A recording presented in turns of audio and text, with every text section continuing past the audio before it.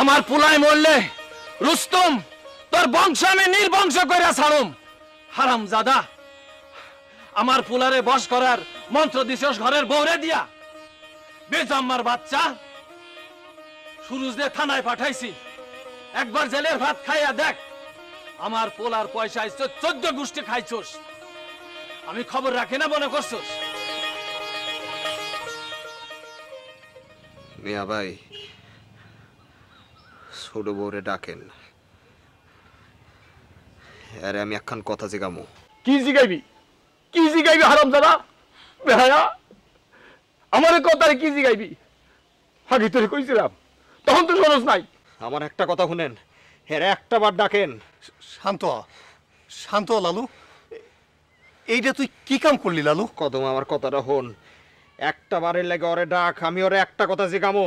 কি কথা জিগাবি লালু? জিগামো হ্যাঁ কি ইচ্ছা করে এই কাম করছে নাকি বাদশা তারে। আর যদি সে ইচ্ছা করে এই কাম করিয়া থাকে তাহলে কি এইটাই প্রথম নাকি এর আগেও? চুপ কর, চুপ কর লালু। কদম, আমার শাস্তি যা হয় হোক, আমার কোনো দুঃখ নাই। যদি আমি জানি হাসু ইচ্ছা করে এই কাম করে নাই, তো আমার যা হয় হোক, কোনো দুঃখ নাই আমার।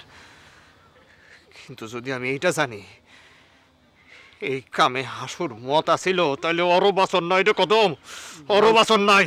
লালু, লালু তুই শান্ত হ। বাচ্চারা হাসপাতালে লয়ে গেছে, যদি সে না মরে তাইলে তুই বাঁচবি। আরে এই বাচ্চার কি দাম? কি দাম এই বাচ্চার? খাড়া খাড়া, পুলিশ আইতাছে, পুলিশ আইতাছে, খাড়া। আমি তোরে জেলের ভাত খাওয়াইয়া ছাড়ুম।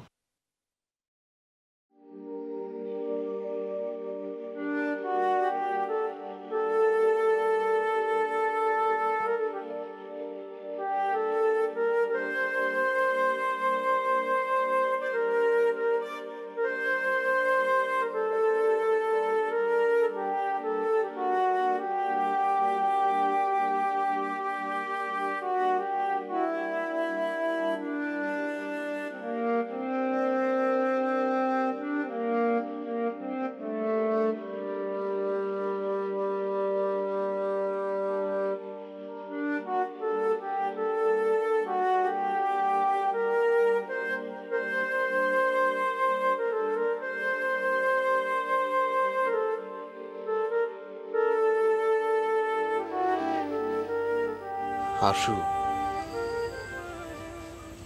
হাসু কেমনে পারলি তুই? তোরে এত যত্ন, এত আদর, এরপরও আমার বিশ্বাসের ঘরে চুরি করলি।